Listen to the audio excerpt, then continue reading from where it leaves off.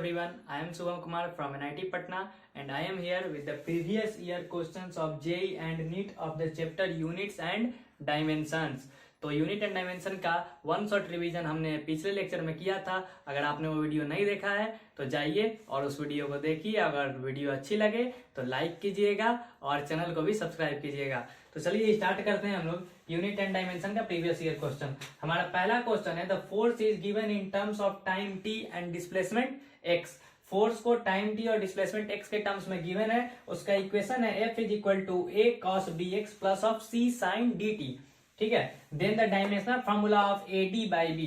A D by B का dimension formula पूछा है तो हम लोग निकालेंगे इसको। उससे पहले जान लेते हैं कि ये क्वेश्चन कब का था। ये क्वेश्चन जेई मेंस 2021 में पूछा गया था। जेई मेंस 2021 में जुलाई का था। ये जुलाई वाला जो अटेम्प्ट था ना इस बार का 2021 का, उसमें ये क्वेश्चन आया हुआ था। ठीक है, चलिए इस क्वेश्चन का सॉल्यूशन हम लोग देखते हैं। पहले तो आप लोग इसको वीडियो को पॉज कीजिएगा और इसका सॉल्यूशन खुद से बनाने का ट्राई कीजिएगा। एक बार इसको पॉज कर लीजिए वीडियो को और सॉल्यूशन ट्राई कीजिए, उसके बाद मेरा सॉल्यूशन चेक कीजिएगा। ठीक है, तो चलिए हम बनाते हैं। आप लोग पॉज करके होप कि आप लोग ट्राई कर लिए होंगे। So now comes to the solution part. तो सॉल्यूशन पार्ट में हमको ए डी बाई बी का डायमेंशन पूछा है। ए डी बाई बी का तो सबसे पहले ए डी बाई बी का सबसे पहले ए का डायमेंशन निकाल लेते हैं। ठीक है, तो ए का डायमेंशन क्या गिवन है, F is equal to A cos B X plus C sine D T. ठीक है, तो प्रिंसिपल ऑफ होमोजेनिटी क्या कहता है हमको कि हर एक टर्म का डायमेंशन क्या होगा, सेम होगा भैया। हर एक टर्म का डायमेंशन मतलब जो एफ का डायमेंशन होगा वही dimension A cos B X का होगा, वही dimension C sine D T का होगा या नहीं? बिल्कुल होगा। इसका मतलब क्या कहता है, dimension of F is equal to dimension of A cos B X. हम पहले ए निकाल रहे हैं ना, तो जो डायमेंशन मेरा एफ का होगा वही डायमेंशन क्या होगा, ए कॉस बी एक्स का होगा। ठीक है भैया, तो एफ का डायमेंशन तो हमको पता है, क्या है याद करवाए थे, M L T minus two. F का डायमेंशन हमको पता है और ए का डायमेंशन हमको निकालना है, ये नहीं पता है। और कॉस बी एक्स आ गया तो याद कीजिए, एक पॉइंट लिखवाए थे कि ट्रिगोनोमेट्रिक रेशियो, ट्रिगोनोमेट्रिक जो भी रेशियोज होते हैं वो क्या होते हैं, डायमेंशन लेस होते हैं। मतलब कॉस बी एक्स का कोई डायमेंशन नहीं होता है। तो ए का डायमेंशन बच गया यहाँ पर। बस कॉस का जितना भी टर्म, ये कॉस का कोई डायमेंशन नहीं होता है। कॉस का कहानी खत्म हो गया। ये तो एंगल में है बी एक्स, तो एंगल का भी कोई डायमेंशन नहीं होता है। बोले थे कि trigonometric ratio and their angles are dimensionless. तो डायमेंशन ऑफ ए किसके बराबर आ गया, M L T minus two. A का निकल गया। ठीक है, अब आते हैं दूसरा, हमको बी भी निकालना है। तो क्या बोले थे यहाँ पे देखिए, ट्रिगोनोमेट्रिक रेशियो के अंदर में क्या है, बी एक्स है। तो बी एक्स ट्रिगोनोमेट्रिक रेशियो का एंगल है, कॉस का एंगल है। तो एंगल भी क्या होता है, डायमेंशन लेस होता है सर।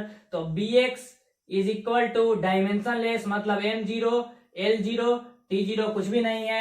तो बी एक्स डायमेंशन लेस है और एक्स मेरा यहाँ पर क्या है, डिस्प्लेसमेंट। तो डिस्प्लेसमेंट का डायमेंशन क्या होता है, एल होता है सर। तो बी का डायमेंशन तो हमको निकालना है, डिस्प्लेसमेंट का क्या होता है डायमेंशन, एल होता है, is equal to M zero L zero T zero. बिल्कुल हो गया। अब यहाँ पर ध्यान दीजिए, बी का हमको निकालना है, बी को इधर ही छोड़ देना और एल को दूसरे साइड ले जाएंगे तो इधर सबका पावर जीरो है, मतलब 1 है। तो 1 बाई एल हो जाएगा। 1 बाई एल को बोले तो 1 बाई एल भी बोल सकते हैं और इसको क्या बोल सकते हैं, एल माइनस 1 भी बोल सकते हैं ना। देखिए बी का भी निकल गया, बी का निकल गया यहाँ पर L to the power minus 1। A का निकल गया एम एल टी माइनस 2 निकल गया ए का। अब क्या बच गया दूसरा, तीसरा डी है इसमें। तो डी के लिए इस टर्म में आना होगा। इस टर्म में भी क्या है, सी साइन डी टी। तो सी साइन डी टी का वही डायमेंशन होगा जो एफ का होगा। बिल्कुल होगा सर, लेकिन हमको सिर्फ डी से मतलब है, सी तो पूछा ही नहीं है। तो ये डी टी क्या है, डी क्या है, एंगल के अंदर में ना साइन का जो एंगल है वो ना डी टी। ठीक है, तो डी टी भी क्या होना चाहिए, डायमेंशन लेस होना चाहिए। डी टी भी M zero L zero T zero होना चाहिए। टी कहाँ पे, टाइम है, तो टाइम का डायमेंशन सर टी होता है। तो dimension of D into T is equal to M zero L zero T zero. होगा या नहीं?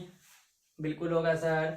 तो डायमेंशन ऑफ डी क्या बच जाएगा मेरा, टी नीचे में आ जाएगा तो 1 by T that is T to the power minus 1। अब यहां से काफी आसान हो गया होगा आप लोगों का क्वेश्चन। यहां से क्वेश्चन काफी आसान हो गया होगा। हमसे पूछा है क्या, A D by B. A कितना है, M L T to the power minus 2। ये रहा ए। डी कितना है, divided by A D, A into D है, ए इंटू डी है, ध्यान दीजिएगा, ए इंटू डी। तो डी कितना है, T to the power -1 divided by क्या है, बी, बी क्या है मेरा, L to the power -1। Solve कीजिएगा इसको, ये किसके इक्वल हो गया जी, ये किसके इक्वल हो गया, एम तो दूसरा कहीं नहीं है, तो ये एम बच गया, एल एक 1 है और एक -1 है, तो 1 माइनस -1 तो कितना हो जाएगा, ml2 और t to the power -3, ml2 t to the power -3। Option check करेंगे, ml2 t to the power -3, B option is correct, B is the correct answer. आप लोग इसको नोट कीजिएगा। सो चलिए चलते हैं अपने दूसरे क्वेश्चन की तरफ, जो एम्स 1998 में पूछा गया था, मेडिकल का क्वेश्चन है ये। The dimensional formula of angular velocity is, angular velocity का डायमेंशनल फार्मूला पूछ रहा है। कितना इजी चीज पूछ रहा है, बोलिए, इतना इजी क्वेश्चन आता है, एकदम स्कोरिंग चैप्टर होता है। यूनिट एंड डायमेंशन जो होता है ना, जेई हो या फिर नीट हो, ये स्कोरिंग चैप्टर्स में से एक आता है। मतलब इससे क्वेश्चन आएगा तो आपको मार्क्स देने के लिए। इस चैप्टर को बस एक बार अच्छे से रिवाइज करके जाओ एग्जाम में। अभी रिवाइज कर लिए, फिर आपको रिवाइज करने की जरूरत भी नहीं पड़ेगा, सीधा एग्जाम दो और इस चैप्टर का क्वेश्चन बनेगा आपसे। आप एक बार पढ़ के देखो सही से, ये चैप्टर का क्वेश्चन बनने वाला नहीं होता। ये देखो पूछा है एंगुलर वेलोसिटी, एंगुलर वेलोसिटी को किस चीज से रिप्रेजेंट करते हैं जी, तो सर ओमेगा से करते हैं, ओमेगा से करते हैं। होता क्या है ये एंगुलर वेलोसिटी, होता क्या है, तो रफली बोला जाए तो क्या होता है, जो एंगुलर डिस्प्लेसमेंट होता है, एंगुलर डिस्प्लेसमेंट थीटा से बोलते हैं, थीटा बाई टाइम होता है सर, थीटा बाई टाइम होता है। दोनों का हमको इधर डायमेंशन अगर हमको निकालना है ओमेगा का, तो दोनों साइड क्या लेना होगा, डायमेंशन ले लेंगे। तो ओमेगा का जो डायमेंशन निकल के आएगा, ओमेगा क्या है, एंगुलर वेलोसिटी, डायमेंशन क्या निकल के आएगा, dimension of theta divided by dimension of T.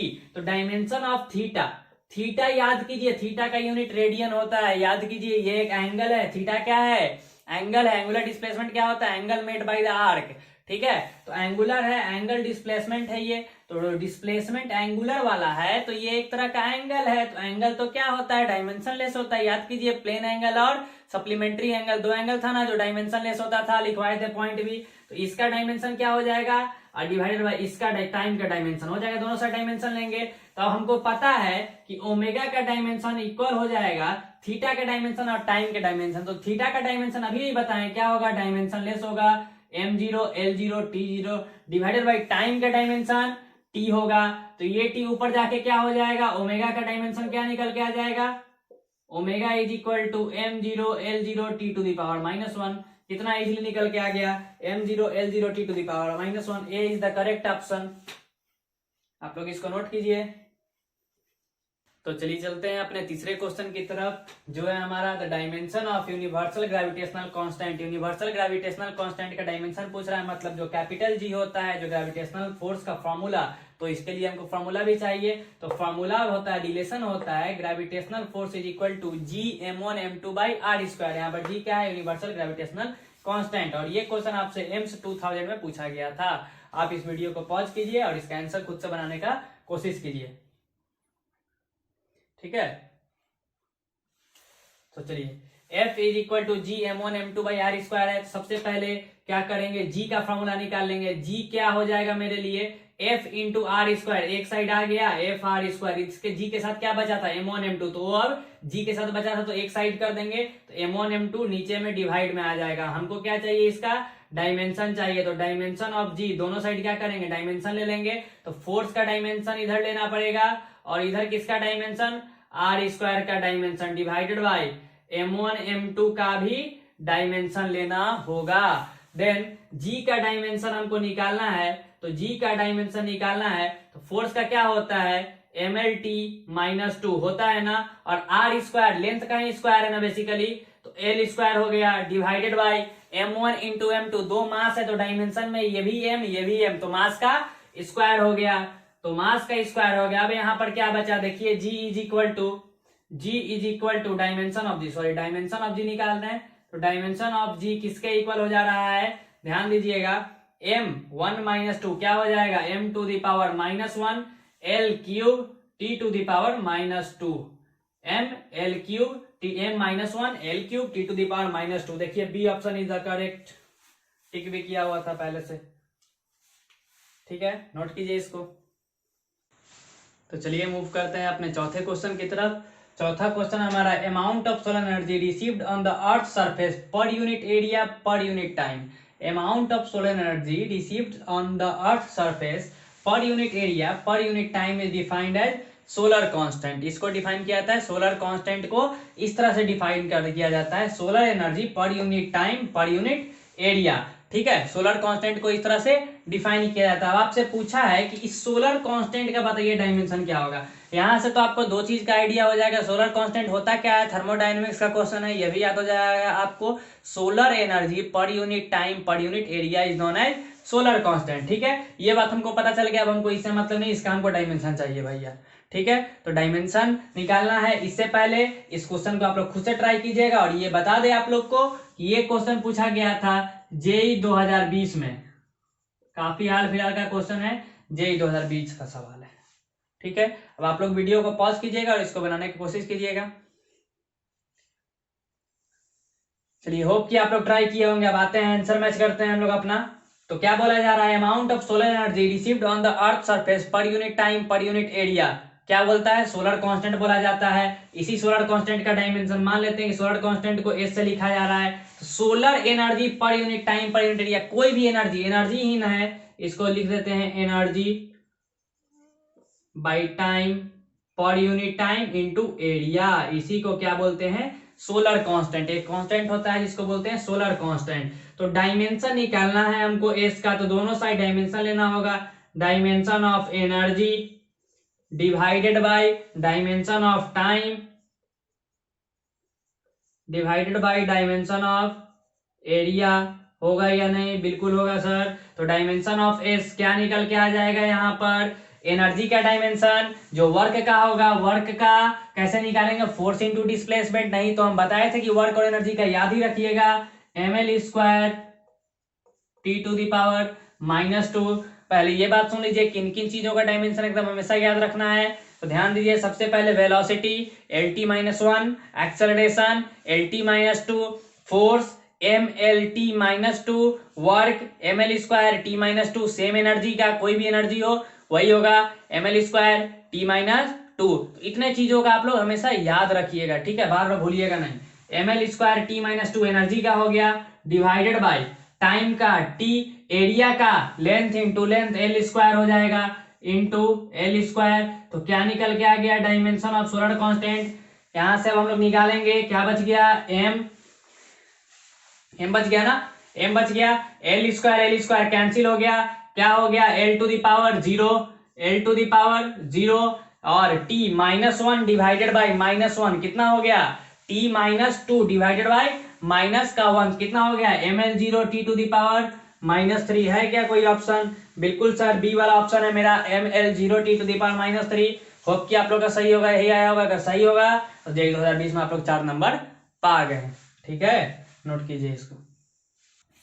तो चलिए अपने पांचवा क्वेश्चन की तरफ चलते हैं। हमारा पांचवा क्वेश्चन है, dimension of a by B in the equation p is equal to a minus T square by B X, जहां पे p मेरा क्या है, प्रेशर है, x क्या है, डिस्टेंस है, और t क्या है, टाइम है। तो हमसे a बाई बी का डायमेंशन पूछा गया है, ठीक है ना। a बाई बी का डायमेंशन, ये जो क्वेश्चन था ये कब आया था, AIPMT एग्जाम में आया था। पहले जो होता था AIPMT, एम्स और पीएमटी, ये तीनों अलग अलग होता था, अब कंबाइन करके सबको नीट बना दिया है। तो मेडिकल में पूछा हुआ है, ठीक है, 4 ऑप्शन दिया हुआ है, आप लोग इसको पॉज करके बनाइएगा।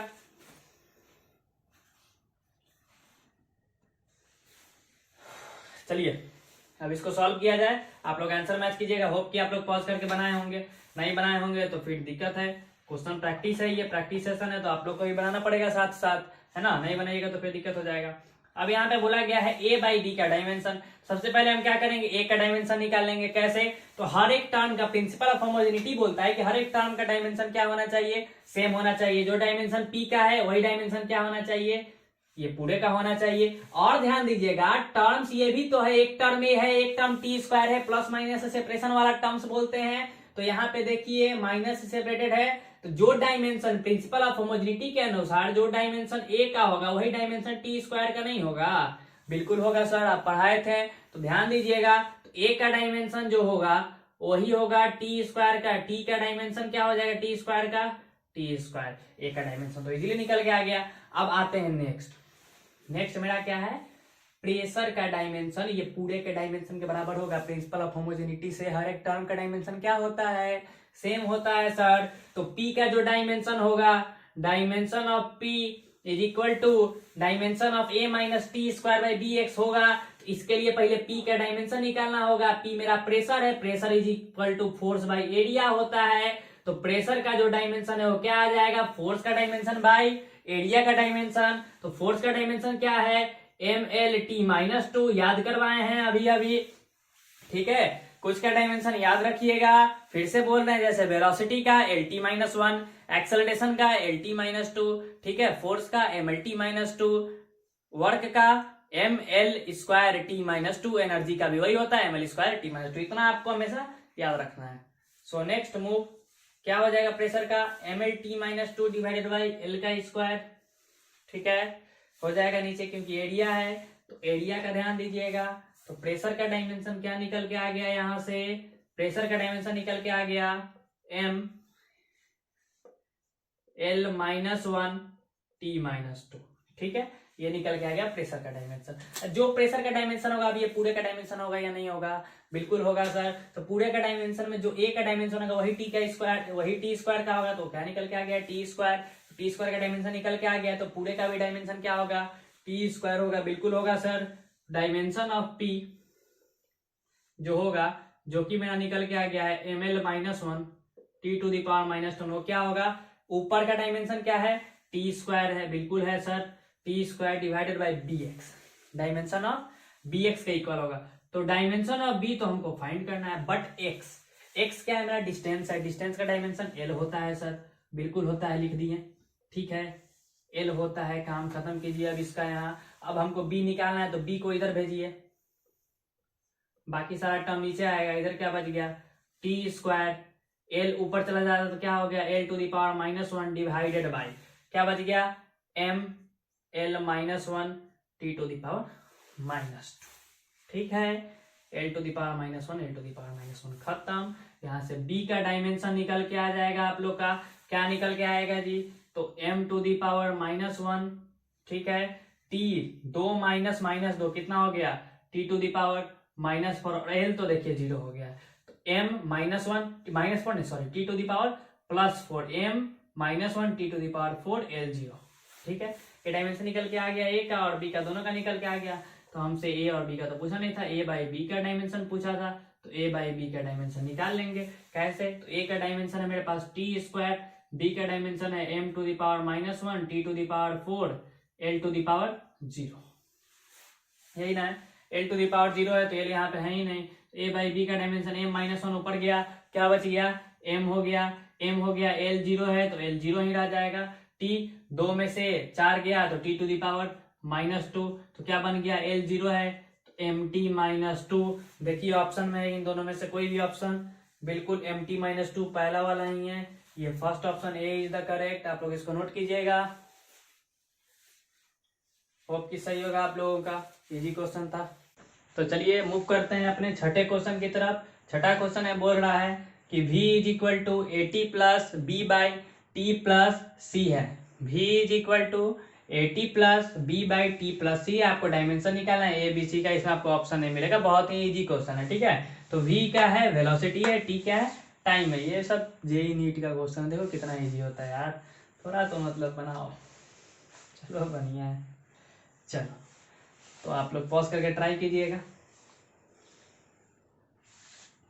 होप कि ट्राई किए होंगे। अब हम बनाते हैं, ध्यान दीजिएगा। अब इसको सबसे पहले तो हर एक टर्म का डायमेंशन सेम होना चाहिए, जो v का डायमेंशन होगा वही AT का होगा, वही पूरे b by T plus C का होगा। अब ध्यान दीजिए, यहाँ भी सेपरेशन प्लस माइनस है, तो ये भी दो अलग अलग टर्म्स हैं। जो डायमेंशन t का होगा वही डायमेंशन c का होगा, बिल्कुल होगा सर। जो डायमेंशन c का होगा वही डायमेंशन t का होगा, होगा कि नहीं, प्रिंसिपल ऑफ होमोजेनिटी, बिल्कुल होगा। तो c का जो डायमेंशन आराम से निकल के आ गया, t के इक्वल हो जाएगा।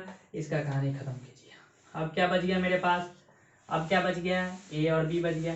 तो जो डायमेंशन सर v का होगा वही डायमेंशन AT का भी होगा। क्यों सर, प्रिंसिपल ऑफ होमोजेनिटी। यहाँ भी तो टर्म, जो ये एक टर्म ये दूसरा टर्म है, दोनों का डायमेंशन क्या होना चाहिए सर, सेम होना चाहिए। तो जो डायमेंशन v का होगा वही डायमेंशन AT का होगा, b का डायमेंशन LT-1, a का डायमेंशन हमको निकालना है टी, ए टी हो गया, ए का डायमेंशन क्या निकल के आ गया, L T minus one divided by T, कितना हो गया, ए का डायमेंशन निकल के आ गया आराम से, एल टी माइनस ऑफ 2, ए का भी डायमेंशन आ गया, सी का भी आ गया, बच गया मेरा बी। तो बी निकालने के लिए क्या करेंगे, जो डायमेंशन भी का होगा फिर से वही dimension B by T plus C का होगा ना, बिल्कुल होगा सर। तो v का dimension L T minus one, B का डायमेंशन हमको निकालना है, टी प्लस ऑफ सी का डायमेंशन, जो डायमेंशन टी का वही सी का, टी का डायमेंशन तो टी, तो ये टी है,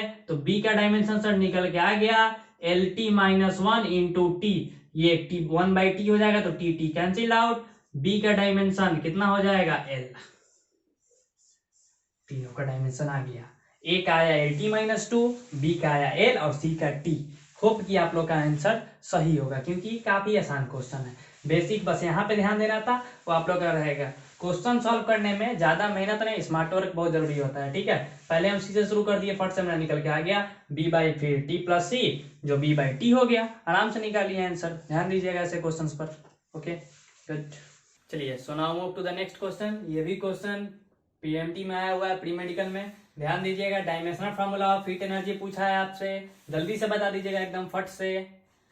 चलिए अब हम बना देते हैं dimensional formula of heat energy. जो डायमेंशनल फार्मूला एनर्जी का वही हीट एनर्जी का, एनर्जी का क्या, जो वर्क का और एनर्जी का बार बार याद करवाए थे, सेम होता है M L square T to the power minus two, क्या होता है M L square T to the power minus two. कोई कहेगा सर हमको नहीं याद है, तो वर्क का फॉर्मूला क्या होता है फोर्स इंटू डिस्प्लेसमेंट। अब कहेगा सर फोर्स का भी नहीं पता, बहुत अच्छा भाई, नहीं पता तो चल बताता हूँ। तो एम इंटू ए होता है फोर्स का फॉर्मूला, तो फोर्स का फॉर्मूला एम इंटू ए, तो एम का क्या एम होगा, ए का क्या, ए का तो भाई याद कर ले एल टी माइनस टू, ठीक है, L T minus two into S, इसका क्या एस का क्या एल होता है डिस्प्लेसमेंट का, ये भी नहीं याद करेगा मार खाएगा, M L square T to the power minus two, ठीक है। वर्क का क्या हो जाएगा M L square T to the power minus two, वही हो जाएगा मेरा एनर्जी का, यही हो जाएगा एनर्जी का, जो एनर्जी का वही हीट एनर्जी का, कोई भी एनर्जी का M L square to the power minus two. देखते मारेंगे, देखिए नोट कीजिए इसको भी। तो चलिए चलते हैं अपने अगले क्वेश्चन पे। अगला क्वेश्चन है हमारा y is equal to A sine omega X by V minus K, एक इक्वेशन गिवन है। जो लोग 11 12 पूरा पढ़ चुके होंगे या फिर 11 भी पढ़ लिए होंगे उनको ये पता होगा कि ये वेव का इक्वेशन है, ठीक है, इक्वेशन ऑफ वेव है। अच्छा नहीं भी पता है तो कोई बात नहीं, ये आपको मान लीजिए कि कोई एक इक्वेशन गिवन है, y is equal to A sine omega T omega into X by V minus K, where omega is angular velocity, X क्या है लेंथ है और भी क्या है वेलोसिटी है। तो आपसे के का डायमेंशन पूछा गया है, के का डायमेंशन। इतना बड़ा इक्वेशन देके डरिएगा नहीं, बहुत ही आसान सवाल है, ठीक है, प्रीवियस ईयर जेई क्वेश्चन है। जब हम तैयारी कर रहे थे तब हम ये वाला क्वेश्चन हम बनाए थे, ठीक है, कौन साल का ये हमको पूरा याद नहीं है लेकिन ये क्वेश्चन हम बनाए थे, ठीक है। तो आप लोग इसको बनाइएगा पॉज करके, काफी इजी क्वेश्चन है, बना देकर डरिएगा नहीं।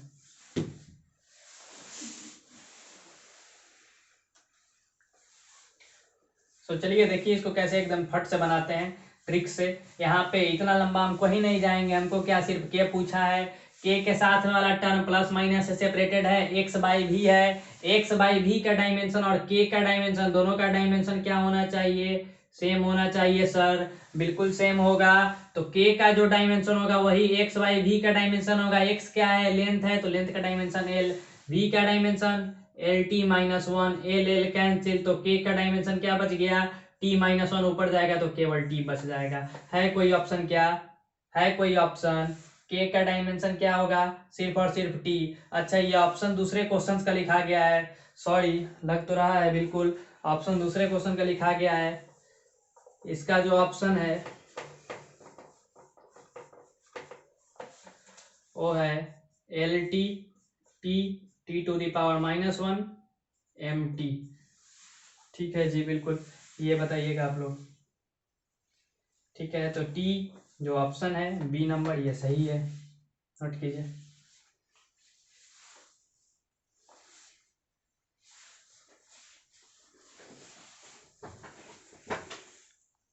तो चलिए चलते हैं अपने अगले क्वेश्चन की तरफ। अगला क्वेश्चन है मेरा F is equal to 6 pi eta R V दिया हुआ है। इसको क्या पढ़ते हैं, इस कांस्टेंट का नाम है ईटा। ये होता है कोफिशिएंट ऑफ विस्कोसिटी और ये विस्कस फोर्स का फॉर्मूला है। विस्कस फोर्स का जो फॉर्मूला होता है F is equal to 6 pi eta R V. जो रिवाइज कर रहे हैं जेईई मेंस हो या फिर नीट के लिए तो उनका विस्कस फोर्स का ही फॉर्मूला यहाँ पर हो गया। V वेलोसिटी होता है, R रेडियस होता है। ठीक है, यही आपको वहां बताया हुआ है। तो डायमेंशन ऑफ ईटा आपसे पूछा है, इसका ऑप्शन भी नहीं दिए, काफी आसान है। ठीक है, आप लोग इसको पॉज करके बनाइएगा।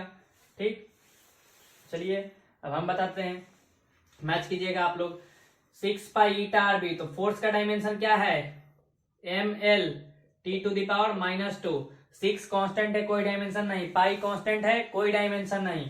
ठीक है, ईटा का डायमेंशन हमको निकालना है। ठीक है, आर का डायमेंशन रेडियस है, लेंथ है, तो लेंथ का डायमेंशन क्या, एल। वी क्या है, वेलोसिटी, वेलोसिटी का डायमेंशन lt -1। तो M L T to the power -2 is equal to dimension of eta into L square T to the power -1। होगा या नहीं, बिल्कुल होगा सर। तो ईटा का डायमेंशन क्या निकल के आ गया, M L T to the power -2 divided by L square T to the power -1।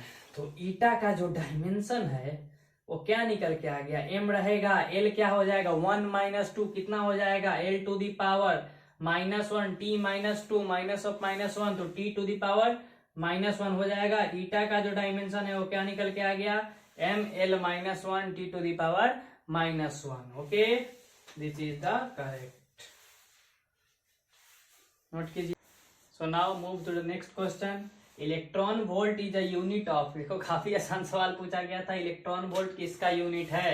तो ध्यान दीजिएगा क्या पूछा गया है, इलेक्ट्रॉन वोल्ट। बहुत लोग जानते होंगे, सिंपल सा कि भाई ये एनर्जी का यूनिट है। जो नहीं जानते हैं ध्यान दीजिए। वर्क डन क्या होता है, क्यूबी, ये फॉर्मूला जानते हैं, ये फॉर्मूला जानते हैं। तो इलेक्ट्रॉन क्या होता है, इलेक्ट्रॉनिक चार्ज को बोलते हैं इलेक्ट्रॉन, ई भी, तो चार्ज ही ना हुआ एक तरह से, तो क्यू भी, तो वर्क डन होता है ना क्यू भी। तो इलेक्ट्रॉन वोल्ट का भी क्या हो जाएगा, वर्क डन। वर्क यहाँ ऑप्शन में नहीं है, तो किसका यूनिट हो गया, एनर्जी का जी।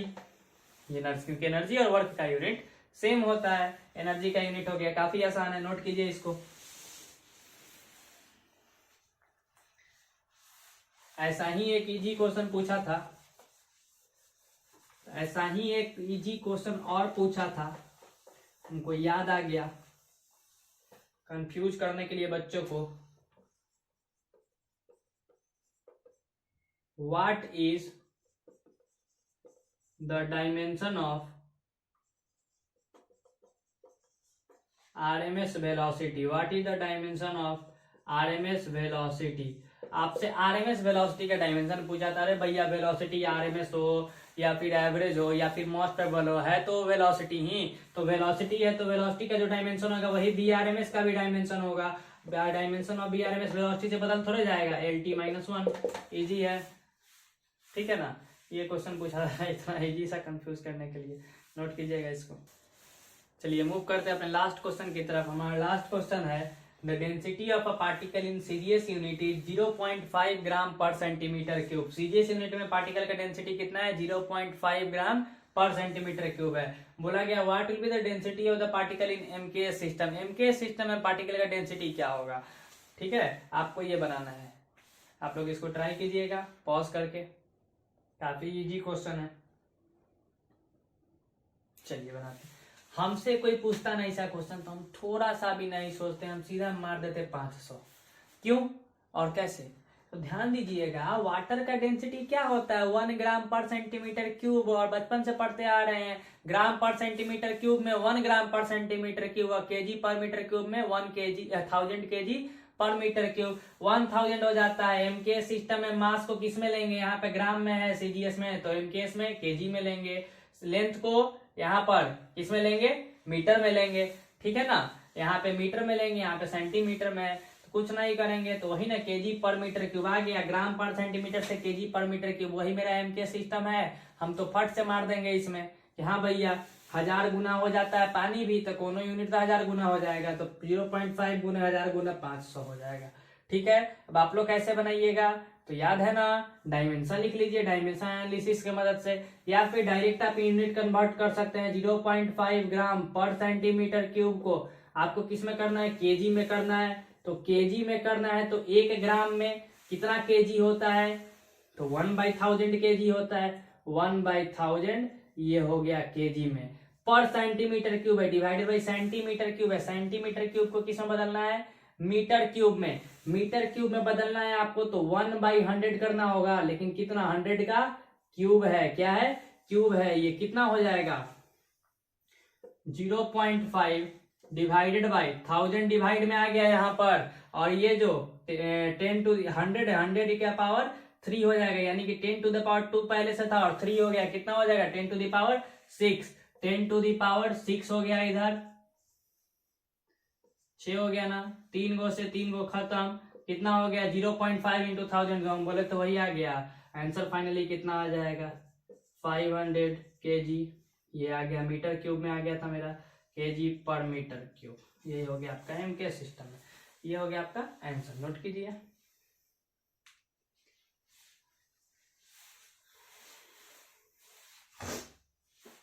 चलिए सभी को थैंक यू वीडियो से बने रहने के लिए। वीडियो पसंद आया होगा तो लाइक कीजिएगा, कमेंट करके हमें बताइएगा, अगर इसमें कुछ ऐड या फिर कुछ अलग लगा हो, अच्छा लगा हो भी बताइएगा, और चैनल को सब्सक्राइब कीजिएगा, ठीक है। और आप लोगों का बहुत बहुत थैंक यू इस वीडियो से बने रहने के लिए, थैंक यू वेरी मच।